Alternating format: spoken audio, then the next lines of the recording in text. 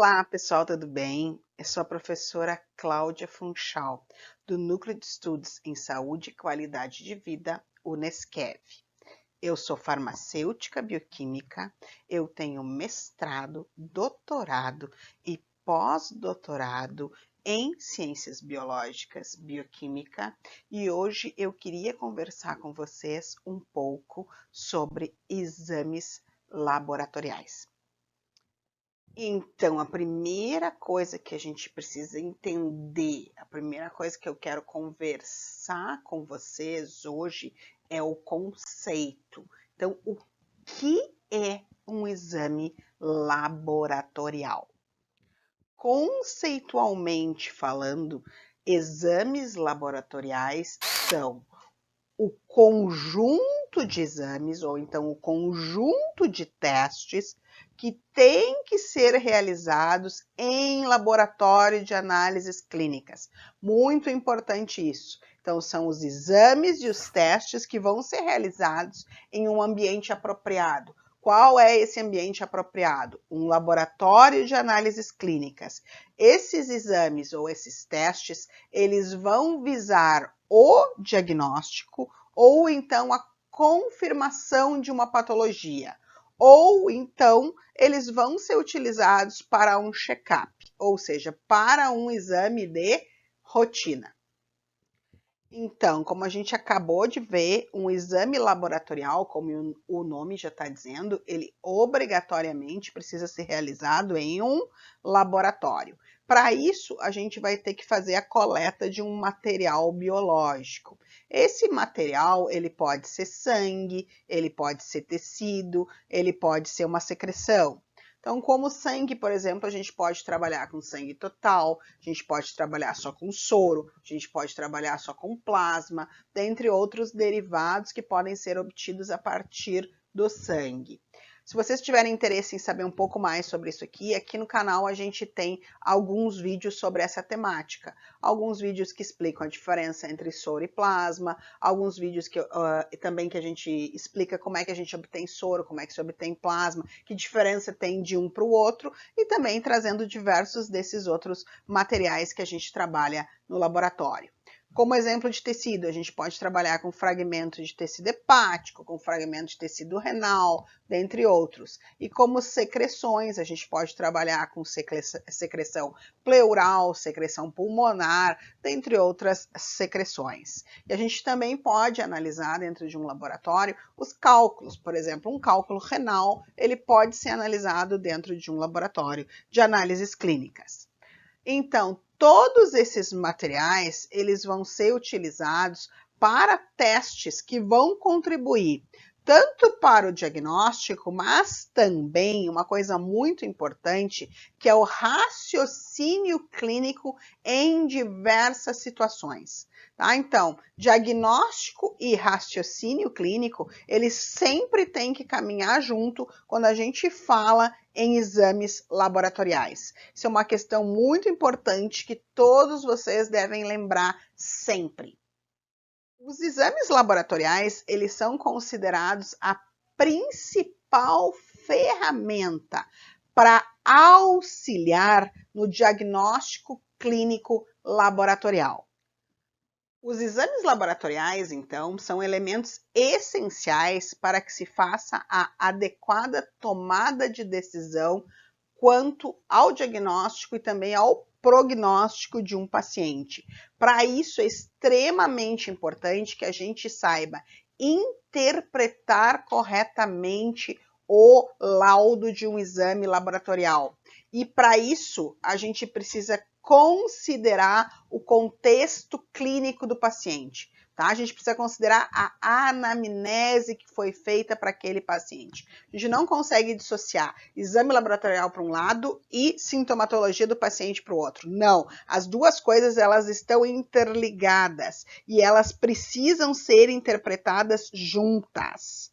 Tá? Então, muito cuidado com a interpretação e também com a conclusão dos exames laboratoriais. Isso é extremamente importante. De novo, entender prestar atenção no contexto clínico do paciente. Para eu poder interpretar um exame de laboratório, para eu poder interpretar corretamente um exame de laboratório, eu preciso considerar o contexto clínico do paciente, tá bom, pessoal? Daí é importante a gente pensar que, apesar da aparente certeza sugerida, existe uma grande subjetividade por trás dos exames laboratoriais, tanto numérica quanto também dos seus valores de referência. Sempre que a gente analisa, então, um exame laboratorial, eu preciso levar em conta o meu paciente, eu preciso levar em conta a clínica daquele paciente, ou seja, os sinais e os sintomas daquele paciente. E aí a gente obtém duas coisas importantes da gente falar. Primeiro, um resultado anormal, o que é isso? Que está fora da faixa de referência, ou seja, está fora do valor de referência, ele não deve ser associado automaticamente a uma doença. O contrário também é verdadeiro. Um resultado considerado normal, ou seja, dentro da faixa de referência, ele não deve ser entendido como uma comprovação de saúde. Mais uma vez, o que eu preciso para tomar uma decisão quanto aos meus exames laboratoriais?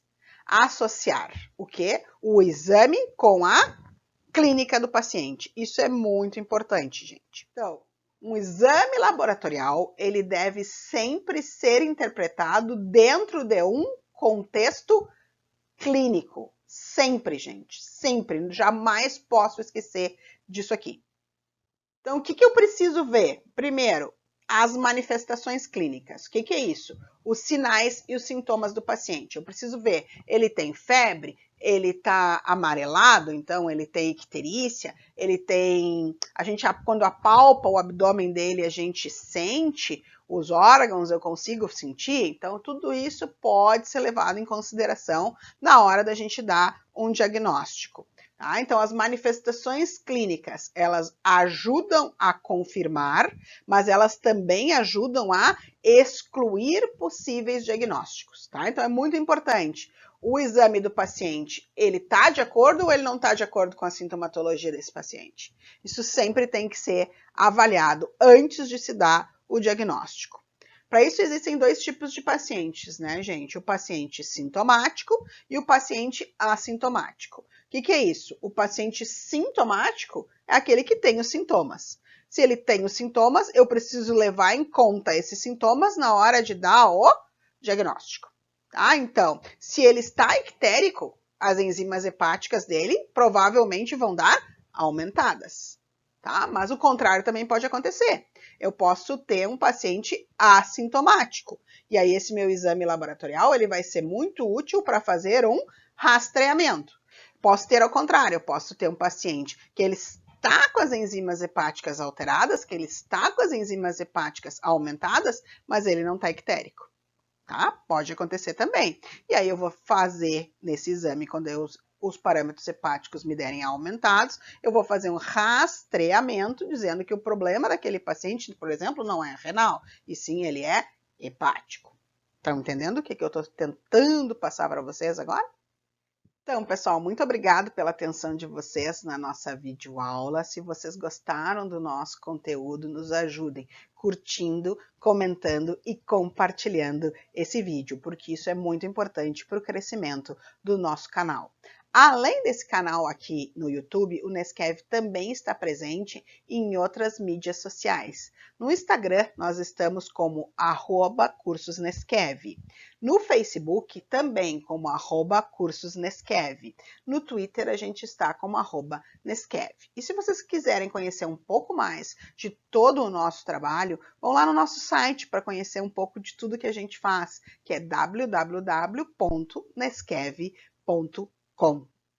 Então, mais uma vez, muito obrigado a todos vocês. Eu deixo aqui os contatos do Neskev, dos e-mails do Neskev. Caso alguém queira entrar em contato com a gente ou então também comigo, pode nos escrever nesses e-mails ou então pode entrar em contato com a gente pelo nosso site, que tem um formulário lá também. Entrem lá no site, conheçam um pouco do nosso trabalho, conheçam um pouco dos nossos cursos e também dos nossos treinamentos que a gente está dando nesse momento. E, se possível, nos acompanhem também nas redes sociais, além desse canal aqui no YouTube. Se vocês ainda não estão inscritos aqui, vão lá e o façam para nos ajudar um pouco mais, tá? Aqui estão as nossas redes sociais que eu deixei anteriormente para vocês. E mais uma vez, muito obrigado e até logo!